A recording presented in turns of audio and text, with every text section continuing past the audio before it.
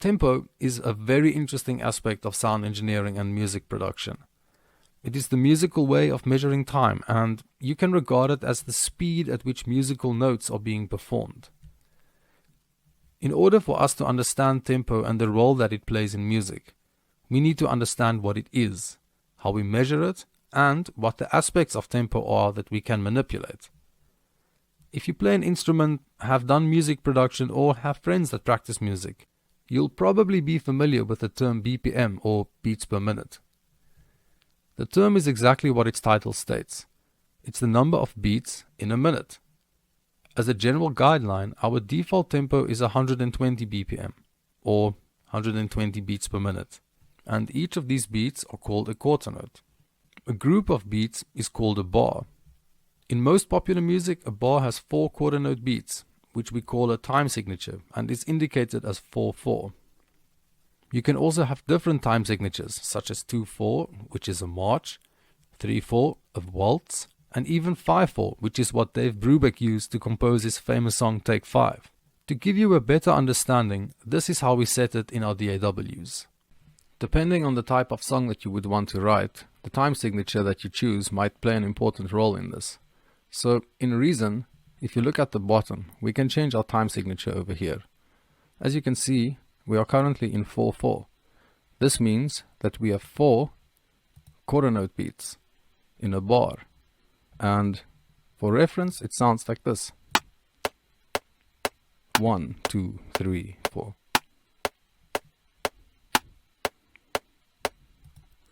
Okay, pretty straightforward, right? Now, if we want to have a bar with 3 quarter note beats in it, we could just simply change that to a 3. And now we have a typical waltz rhythm. 1, 2, 3, 1, 2, 3, da da da da da da. Perfect, right? Now, let's say we want to write a march, then we can change it to 2/4. Have a look at this. Da da da da da da da da da da da da da da da da. 1, 2, 1, 2, da da da da da da da da da. And these kind of patterns that you can see now, you get them everywhere in music, and depending on what the feel is that you want, you can change your time signature. You can even switch between time signatures in the middle of your song. In classical music, tempo is indicative of the feel of a certain part of a composition and changes quite often. It tells us whether we need to speed up, slow down, or maintain our current pace. In modern music, however, tempo changes are much less common. The vast majority of songs today are set at a fixed tempo from start to finish. Where classical music uses tempo to indicate the speed and emotional essence of a certain musical passage, in modern music it indicates genre. The reason for this is because in modern music, especially popular music, the tempo is fixed. The result of this is that we often define our genres based on the feel that a genre has, additional to the instrumentation. As an example, the average tempo for hip-hop is 85 to 115 BPM, funk 120 to 125, pop 90 to 135, rock 110 to 140, house and techno 115 to 128, drum and bass 175 to 185. Now, these are estimates but are accurate measurements of modern music genres and tempos. Now that we know that tempo is divided into beats, and that the tempos show us how many note beats we have in a minute, such as 120 beats per minute, combining these beats in different groups can result in significant differences in the musical outcome. Besides quarter notes, we have an entire host of other note lengths that we can use to set the tempo of a song. The notes we get are whole notes, which are equal to a bar regardless of time signature, half notes, which are equal to 2 beats, quarter notes equal to 1 beat, eighth notes equal to half a beat, and 16th notes, which are equal to a quarter beat. To make writing music in rhythms even easier, we also have dotted notes. When a note is dotted, we indicate it like this image. All that it means when we say that a note is dotted is that the note is 1.5 times longer. If we have a dotted quarter note, we will play the note as long as a quarter note plus an eighth note together. As an example, In a 3/4 time signature, we can play the length of 3 quarter notes in a bar, like this. As you can see, the time signature in the bottom is 3/4, which means that we have 3 quarter notes in every bar. So just to demonstrate this a little bit clearer, I'm going to add some of this radical piano, and then I will just simply draw in some notes for us that we can play and we can listen back to. So 16th notes, that's a little bit too tight for me. For now, I'm going to prefer it on quarter notes, so let's keep it on that. And if I scroll down, you can see that it's, and if I just simply play it, you will hear one note on every beat. Pretty simple, right? Okay, so let's expand a little bit on this idea. I'm going to change our grid settings to 8th notes, because this will make it a little bit easier for us to edit on this. Then let me zoom in a bit more so that we all can see this a bit clearer. Okay, so what we have at the moment is just the note C on every strong beat, on 1 on the strong beat and on 2 and 3 on the weak beats. So I feel that this dun dun dun is pretty boring, and I think we can spice it up a bit by at least turning it into a waltz. So these 2 notes, I will move them up to my G, and then I can duplicate them, and I will move them up to the C. And now I've got the C over here, the G over there, another C over there. Pretty simple. And let's have a listen to what this sounds like. Okay, that's something more realistic.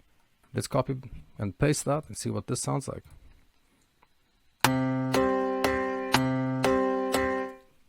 Okay, so this is a pretty clear waltz, right? We can all distinguish this. 1, 2, 3, 1, 2, 3.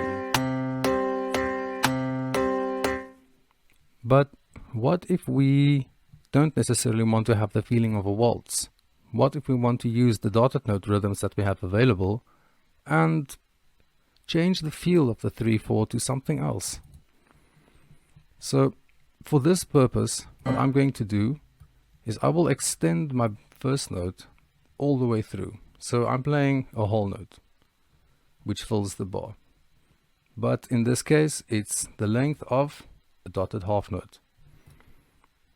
Then for these 2, I will move them there.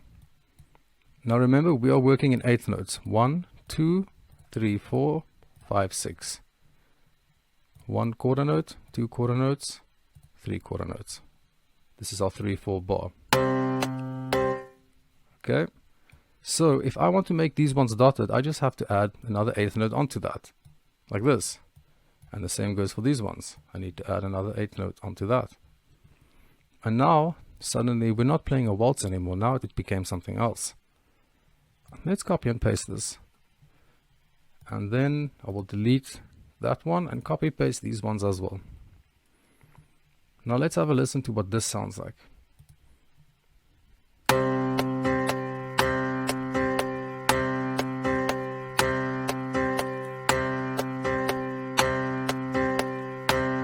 And now you can see we just created a very nice rhythm in between something that feels like it's moving forward quite strongly, but it's in 3/4, something completely unexpected. And this is how dotted notes can really help us to create very nice rhythms.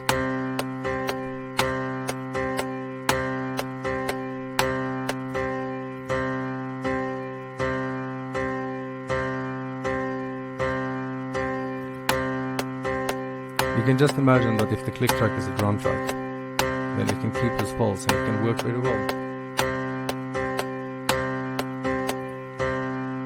So go explore with these ideas, go play around a bit, go change some of the notes, and go have a lot of fun with it. Now that you understand what tempo is and that we measure it in beats per minute, we can begin to investigate rhythm. We all understand what a beat is and how it feels. When music plays and we jump and dance to the music, we are feeling the beat. In modern music, where the time signature is 4/4, the strong beats are beats 1 and 3, and the weak beats are beats 2 and 4. in a waltz, which is 3/4, the strong beat is beat 1 and the weak beats are beats 2 and 3. Offbeats help us a lot to create interesting rhythms. It can also help us to create bounce and groove to our music.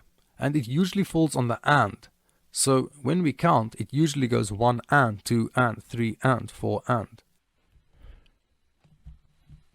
Now that you know what strong beats, weak beats and off beats are, let's see how we can use them to create a little bit of more spicy music. So for this purpose, I think I'm going to bring in some drum tracks into this. I think for today, let's go have a look at some of the house music. Let's see what drums we have over here.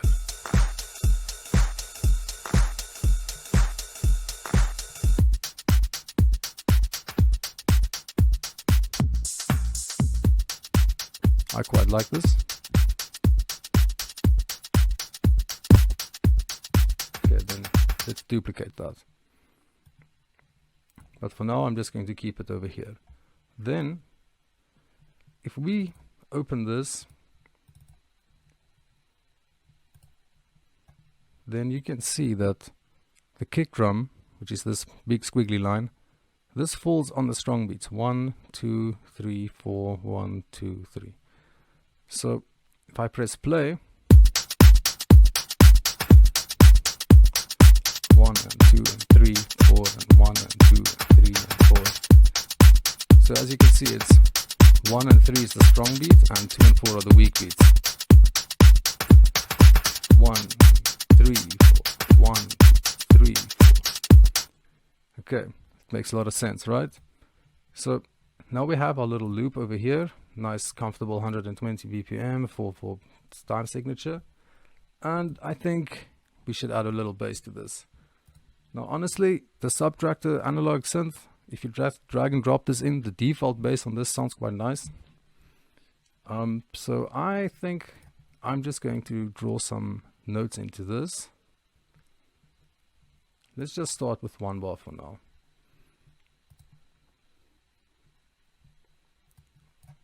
And then I will bring our loop marker a little bit closer so we can just loop that bar. And now, just for demonstrative purposes, I'm just going to write 1 note on every beat. So 1, 2, 3, 4. I will write 4 notes.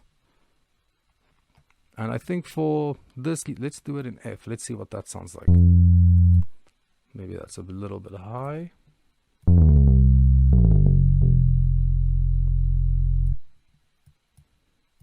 That sounds nice. I think I quite enjoy that.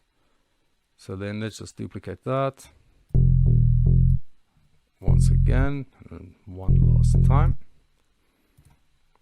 And now let's copy paste and see what this sounds like.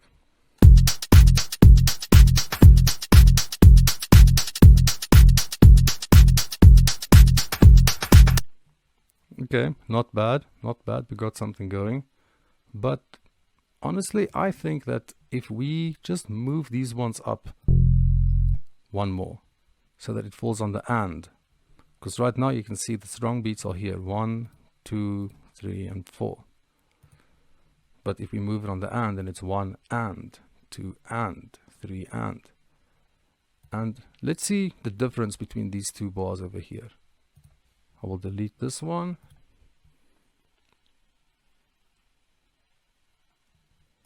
Shift that there. Let's have a look.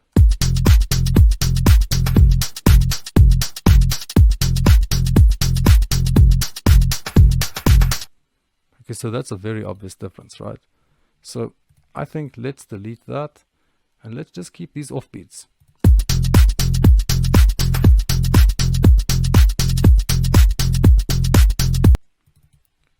Okay, so now we got something going. As you can see, it did add quite a lot of bounce to it. But what if we move this one to the strong beat? What would that do?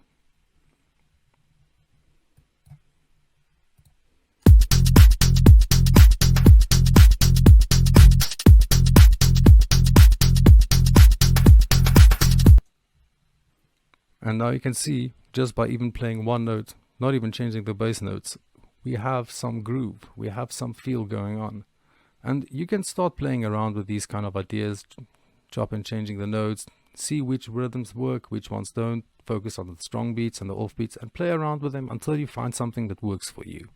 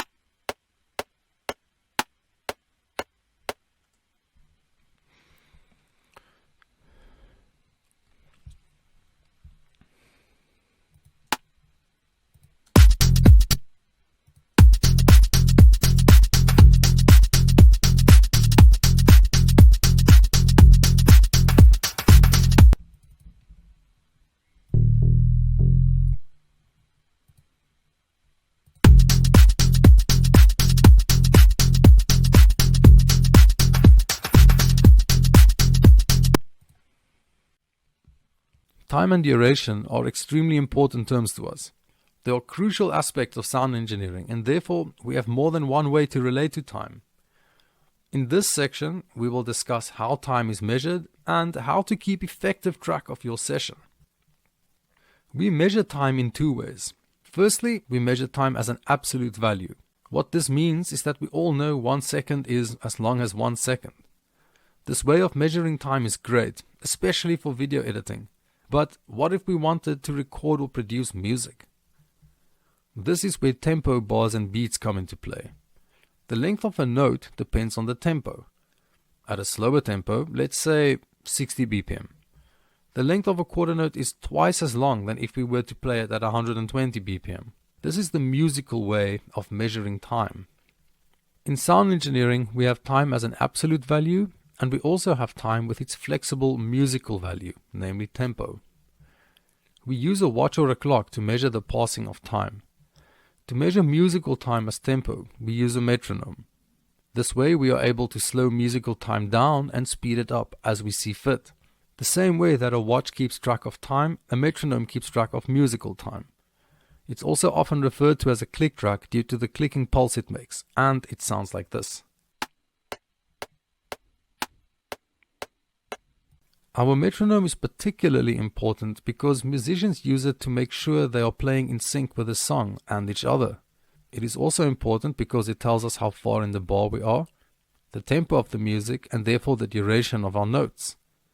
Setting the metronome or click is very simple and can be done here. Right, so let's say that we have this idea. We quite like it, but let's say we want it a little bit faster or maybe a little bit slower. This is where our tempo comes into play. So let's just listen to the basic idea that we have, just to make sure that we're all familiar with it.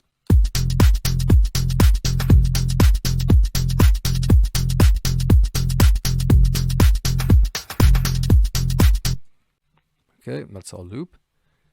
So let's say we want it a little bit faster. What would that sound like? Let's speed it up to 135 and see what happens. Wow, this sounds super 90s.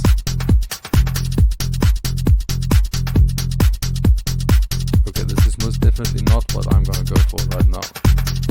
take it down to 110. Okay, but you see now, because we went a little bit too low, the audio warp is starting to sound a little bit funny. Listen to the sound. You can hear it's a little bit clicky. If we go down to 100, it will become even more. Okay, so let's go to 115. I think that will sound okay. Yeah, that sounds nice.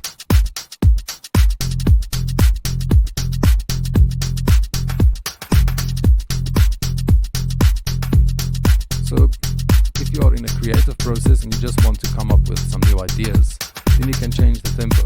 But usually if you want to start recording, you need to know your tempo beforehand, because the entire song will be based on that.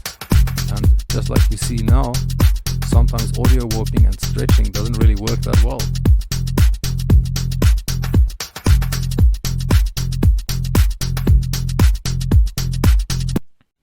If tempo is the musical way of keeping time, bars and beats can be regarded as the musical hours and minutes. The top number in the time signature tell us how many beats we have in a bar. In this case, we have 3 beats. The bottom number tell us how long these beats are, which is a quarter note in this instance. In this example, we say that the time signature is 3/4. To us, this means that the bar length is equal to 3 quarter notes. The tempo show us how many of the bottom note will be played in a minute. This is how speed control is achieved through tempo. So, if we have 100 beats a minute, and the time signature is a normal 4/4 time, we can safely say that 100 divided by 4 gives us 25 bars of music. This is quite helpful because now we can begin to understand the context of our music production. If you want a song to be 3 minutes long and want to add an intro, verse, chorus, bridge, and maybe even repeat some of those parts, we can begin to plan the estimated length of the different sections that we want to create. Generally, different sections of songs are grouped in bar lengths of 8. As an example, an intro might be 8 bars long, the verse 16, bridge 8, and the chorus 8, which often gets repeated and ends up being 16 bars long anyway. The meters in our DAWs tell us a lot about what we are doing and how much we are doing it. We use it to measure any processing we do and how much we are affecting signals in the many ways possible. In this third section of our lesson, we will look at the meters we have in our DAWs, how to read them correctly, and make sure that you deliver quality audio every time. In lessons 1 and 2, we spoke about sound waves and that sound is a pressure wave moving through air. Interestingly, our ears don't hear all frequencies equally loud. Our ears are much more sensitive to higher frequencies than lower frequencies, and consequently, we perceive loudness on an exponential scale rather than a linear one. We measure loudness in 2 ways. The first is to measure sound pressure level from a sound wave. This we measure in decibel, but because we don't hear all frequencies equally, this only works for sound pressure and not for how loud we perceive sound. In order for us to measure loudness and how we perceive it, we use phons, where 1 phon is equal to 1 decibel. In 1933, Fletcher and Munson devised a set of curves that represent human loudness perception over the range of audible frequencies, of 20 Hz to 20,000 Hz. What they discovered was that our ears become increasingly less sensitive the lower frequencies are. The curve in this image showed the sound pressure level needed to play all the frequencies over the audible spectrum equally loud. This curve shows that for us to perceive 20 Hz and 1000 Hz equally loud, we need to play the low 20 Hz tone at almost 130 phon and the 1000 Hz tone at 90 phon, an entire 40 phon or decibel lower. There is a difference between sound power and loudness. For sound power, if a sound has 60 decibel of power, that same signal will have double the amount of power at 63 decibel, 4 times at 66 and 8 times more at 69 decibel. However, the decibel scale is exponential, and this means that in order for us to perceive a doubling in loudness, we need to increase the signal with 6 to 10 decibel, not just 3. So, even though a sound might have twice as much power, does not mean that we will hear the sound twice as loud. The human perception of sound functions a little differently from sound pressure levels. As an example, a signal at 60 decibel will be twice as loud at 70 decibel and 4 times as loud at 80 decibel. That same sound will be 8 times louder at 90 decibel. Due to the exponential rate at which loudness increases, the last 10 decibel from 80 decibel to 90 decibel quadrupled the sound intensity, where the first 10 decibel increase from 60 to 70 was only a doubling in intensity. To truly understand the difference between low and high frequency perception, and that our hearing functions on an exponential scale rather than a linear one, listen to these tones being played at the same loudness and notice how the sound is becoming louder as frequency moves up, even though the signal stays at the same level. You will see the output meter on the right is constant at -12. Pay attention to the frequency and how loud or soft it sounds. Notice how the lower frequencies feel extremely soft and the higher frequencies super loud. This is the strange and wonderful way that we hear sound. Now just please keep your fingers on the volume control. This is going to feel extremely loud once we've passed the 200 Hz mark.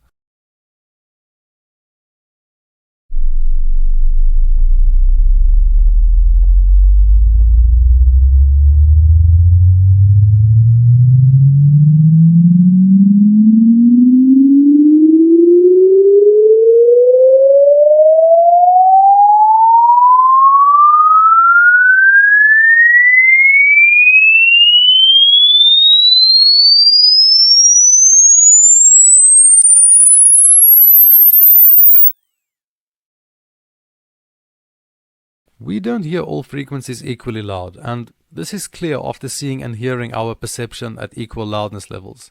Like in the previous clip, when we record sound, we need to keep 3 basic principles in mind: input, headroom, and clipping. Your input is the source of the sound that you want to record. It can be from a microphone, a direct line input like an electric guitar, or from software like digital instruments and plugins. Headroom is the amount by which your input signal have room for dynamic changes. Clipping is the distortion of your input signal if you exceed your headroom. In the same way that we don't hear all frequencies equally, our microphones, instruments, and digital instruments don't produce or capture frequencies at equal loudness levels. In fact, everything produces its own set of frequencies at different loudness levels based on the harmonic series, and that is what we call timbre. Now, because the world around us produces frequencies at different loudness levels, we have dynamics in our music and recordings. Finding a balance between all of these frequencies and their loudness levels is the key to producing a great mix. So, when we record sound, we need to keep an eye on our faders and meters. We want to capture and record all our sound as clean as possible and stay true to the original audio as much as we can. For this reason, we need to at all times avoid clipping. Clipping is when you exceed the maximum threshold of your fader and recording format and distort your audio signal beyond repair. It's always indicated by red lights at the top of your fader and should be avoided at all times. If you see that a track is clipping, this should sound all the alarms in your vicinity and you should tend to the clipping track immediately. It's recommended for music and speech to have your final output peak at around -6 decibel and preferably not be lower than -20. Now the distance between -6 decibel and 0 decibel in this case is referred to as headroom. If you work in peak mode, your maximum threshold before clipping is 0 decibel. I would recommend to record using RMS or root mean squared. This means that the average loudness of the waveform is measured and not only the peak. This will allow you for even more headroom when you are recording and will help you to avoid clipping. Whenever you are recording, you always need to keep an eye on the headroom and whether you are clipping or not, and your actual levels that you are getting it in. So let's just have a listen to this song and see where our levels are actually peaking. Okay, so as you can see, our drums, let's solo that. Our drums are peaking just below 0. Now that is a little bit dangerous when it comes to mixing. In general, I might just pull that a little bit down. And then I would obviously adjust all my levels according to that. But for now, considering that we only have a bass, let's bring it all the way up to 11. Now, let's solo the bass and see what this is doing over here. the bass seems that like it's much more dynamic. So as you can see, it goes to 0, but then it also drops down all the way down to -20. Now this is helpful to us because this means that our bass has quite a lot of dynamic range, and this brings me to the RMS and peak values, because you see this empty gap over here between the 0 and 12 over here. This is our headroom, and headroom is how much room do we have before we start distorting the signal. Now what is important for us to notice is that in peak mode, as you can see, we're already at -12, and that we only have 12 decibel of headroom. But in VU mode, or in RMS mode, we've got 12 plus another 12, so we have 24 decibel of headroom before we start distorting our signal. Now this is much safer, especially if you don't know how loud the sounds are going to be that's going to come into your microphone.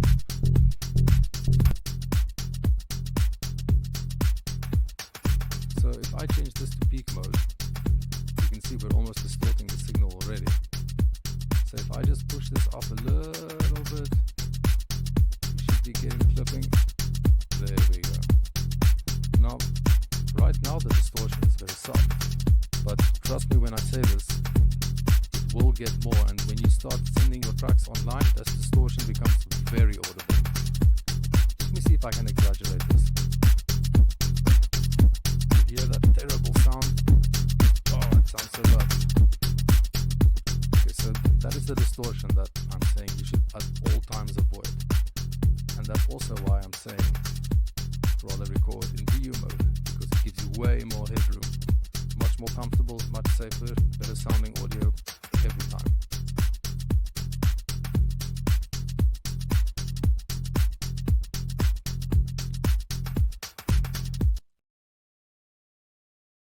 During recording, everything doesn't always go as planned.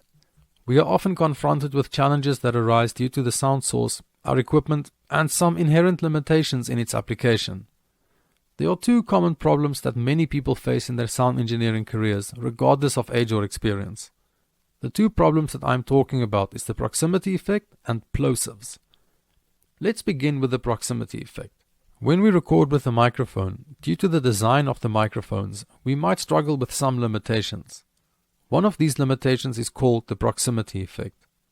Now, remember that sound waves are only pressure waves traveling through the air? Well, they also lose power the further they have to travel.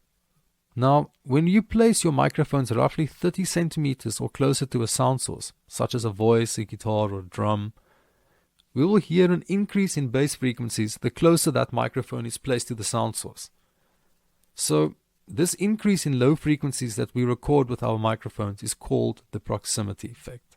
Microphones that are omnidirectional do not suffer from this effect, but cardioid microphones do, and most of our microphones are cardioid or a version thereof. Because we as audio engineers know which microphones will produce the proximity effect, we can use it to our advantage. One example would be that the proximity effect can add extra low end to a voice, which results in a warm, velvet radio voice recording, perfect for a podcast or presentation.